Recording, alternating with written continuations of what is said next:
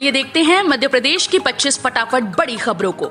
इससे पहले आप एमपी के किस जिले से न्यूज को देख रहे हैं, हमें कमेंट बॉक्स में जरूर बताइए।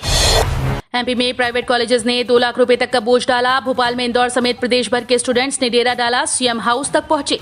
मध्य प्रदेश में निजी मेडिकल कॉलेज में एमबीबीएस की पढ़ाई कर रहे अनुसूचित जाति के स्टूडेंट्स की स्कॉलरशिप में कटौती कर दी गई। ये करीब 15% तक की गई। ऐसे में कॉलेजेस ने इसका बोझ छात्रों पर डाल दिया। एक छात्र पर अब 1 लाख से लेकर 2 लाख रुपए तक का बोझ है। इससे परेशान भोपाल और इंदौर समेत प्रदेश भर के छात्र सोमवार को भोपाल पहुंचे। पहले उन्होंने सतपुड़ा भवन में उच्च शिक्षा अधिकारियों और फिर सीएम हाउस में एक आवेदन दिया। मध्य प्रदेश में 12 राजमार्गों पर लगेगा टोल टैक्स, 5 साल के लिए होगा ठेका। प्रदेश में सड़कों के रखरखाव के लिए सरकार टोल टैक्स वसूल करेगी। इसके लिए लोक निर्माण विभाग ने 12 सड़कों का चयन किया। यात्री वाहनों को टोल टैक्स से छूट रहेगी। सिर्फ वाणिज्यिक वाहनों से शुल्क लिया जाएगा। प्रतिवर्ष 1 सितंबर को टैक्स का पुनर्निर्धारण होगा। टोल लगाने के लिए एजेंसी का चयन निविदा के माध्यम से होगा और ठेका अवधि 5 साल की रहेगी। जो राशि प्राप्त होगी उसका उपयोग सड़कों के रखरखाव पर किया जाएगा। इससे विभागीय बजट पर अतिरिक्त भार नहीं पड़ेगा। प्रवेश को लेकर विभाग का बड़ा फैसला, यूजी कोर्स के लिए काउंसलिंग लिस्ट जारी। मध्य प्रदेश में 1.5 साल तक स्कूल कॉलेज को बंद रखने के बाद आखिरकार स्कूल कॉलेज को खोलने पर सहमति दे दी गई। वहीं डिग्री कोर्स में दाखिले के लिए मध्य प्रदेश कॉलेज के द्वारा काउंसलिंग सूची जारी की गई। उम्मीदवार आधिकारिक वेबसाइट पर अपनी सूची देख सकते हैं। दरअसल राज्य के उच्च शिक्षा विभाग ने जानकारी देते हुए बताया कि कॉलेज की फीस ऑनलाइन जमा की जा सकेगी। इसके अलावा एमपी कॉलेज में डिग्री कोर्स के लिए दाखिल की काउंसलिंग सूची जारी कर दी गई है। इंदौर में तीसरी लहर की तैयारी, एयरपोर्ट पर हो सकेगी बाहर से आने वाले यात्रियों की भी रैपिड पीसीआर जांच। इंदौर के देवी अहिल्याबाई होलकर अंतर्राष्ट्रीय विमानतल पर कोरोना की तीसरी लहर से निपटने की तैयारी की गई। यहां अन्य राज्यों से आने वाली उड़ानों के यात्रियों की हाथों हाथ कोरोना की जांच की जा सकेगी। इसके लिए एयरपोर्ट प्रबंधन दुबई जाने वाले यात्रियों की रैपिड पीसीआर जांच करने वाली लैब की मदद लेगा।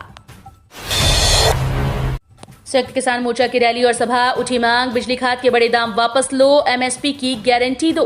किसानों की समस्याओं को लेकर संयुक्त किसान मोर्चा ने सोमवार को रैली निकालकर कमिश्नर कार्यालय परिसर में सभा की।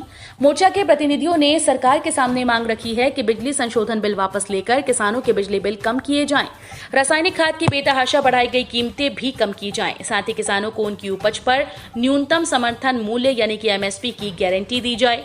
बारिश के बीच मोर्चा प्रतिनिधियों ने सभा के बाद राष्ट्रपति के नाम कमिश्नर कार्यालय में ज्ञापन सौंपा। पन्ना टाइगर रिजर्व का अट्रैक्शन, 70 से अधिक बाघ और दुर्लभ प्रजाति की फिशिंग कैट 1 अक्टूबर से कर सकेंगे दीदार। मध्य प्रदेश के पन्ना टाइगर रिजर्व को 1 अक्टूबर से खोला जाएगा। इसके लिए विभाग द्वारा बड़े पैमाने पर तैयारियां की जा रही हैं। पन्ना टाइगर रिजर्व के सूत्रों के अनुसार मंडला प्रवेश द्वार को सजाया और संवारा जा रहा है।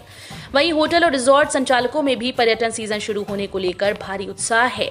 कोरोना संक्रमण के चलते पर्यटन व्यवसाय लंबे अरसे से ठप पड़ा था, जिसके अब पटरी पर आने की उम्मीद जताई जा रही है। 45,000 आउटसोर्स बिजली कर्मचारी हड़ताल पर, मांग पूरी होने पर ही काम पर लौटेंगे। मध्य प्रदेश में आउटसोर्स बिजली कर्मचारी 27 सितंबर से अनिश्चितकालीन हड़ताल पर चले गए। इस वजह से पूरे प्रदेश में बिजली सेवाएं प्रभावित होना शुरू हो गईं। कर्मचारी अपनी मांग को लेकर अड़े हुए हैं। कुछ दिन पहले ऊर्जा मंत्री प्रद्युम्न सिंह ने आउटसोर्स कर्मचारियों की मांग पूरा करने के लिए आश्वासन दिया था, लेकिन तय समय पर मांगे पूरी नहीं की गईं। इसके पहले भी सिर्फ आश्वासन दिया गया। यही कारण है कि अब सभी कर्मचारी अनिश्चितकालीन हड़ताल पर चले गए हैं। दिग्विजय सिंह ने कहा, सरस्वती शिशु मंदिर में बोया जाता है नफरत का बीज। दिग्विजय सिंह अपने बयानों को लेकर हमेशा कांग्रेस को असहज कर देते हैं। अब उन्होंने आरएसएस की तरफ से संचालित सरस्वती शिशु मंदिर को लेकर एक विवादित बयान दे डाला। उन्होंने कहा कि सरस्वती शिशु मंदिर बचपन से लोगों के दिल और दिमाग में दूसरे धर्मों के खिलाफ नफरत का बीज बोते हैं।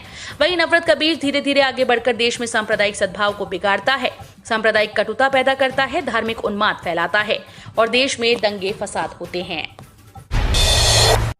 एमपी में बारिश का अलर्ट, अगले 24 घंटे में इंदौर समेत 7 जिलों में होगी भारी बारिश। ग्वालियर चंबल संभाग में बूंदाबांदी के आसार।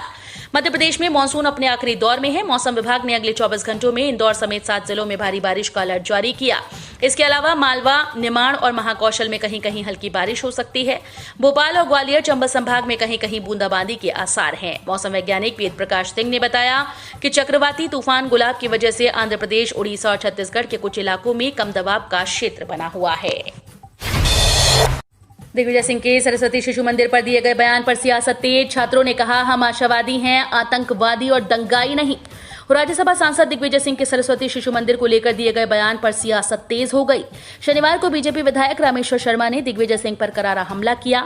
सोमवार को शर्मा ने सरस्वती शिशु मंदिर के छात्रों को घर बुलाकर उनसे दिग्विजय सिंह के खिलाफ विरोध जताया। बच्चों ने हाथों में स्लोगन वाली तख्तियां लेकर दिग्विजय सिंह के बयान का विरोध किया। छात्रों ने कहा कि मैं आशावादी हूं, आतंकवादी और दंगाई नहीं। दिग्विजय अंकल, मैं सरस्वती मंदिर का छात्र हूं, दंगाई नहीं हूं। यात्रियों के लिए खुशखबरी, कटनी से बिलासपुर के बीच फिर से चलेगी मेमू। रेलवे ने कटनी से बिलासपुर के बीच बंद चल रही मेमू ट्रेन को फिर से चलाने का निर्णय लिया। मेमू 28 सितंबर से शुरू होगी। दक्षिण पूर्व मध्य रेलवे ने Bilaspur Katni Bilaspur MEMU passenger special train चलाने का निर्णय लिया। गाड़ी संख्या 08747 बिलासपुर से Katni MEMU passenger special train आज 28 से प्रतिदिन चलेगी। वापसी में इसका नंबर 08748 होगा, जो कटनी से बिलासपुर के बीच चलेगी।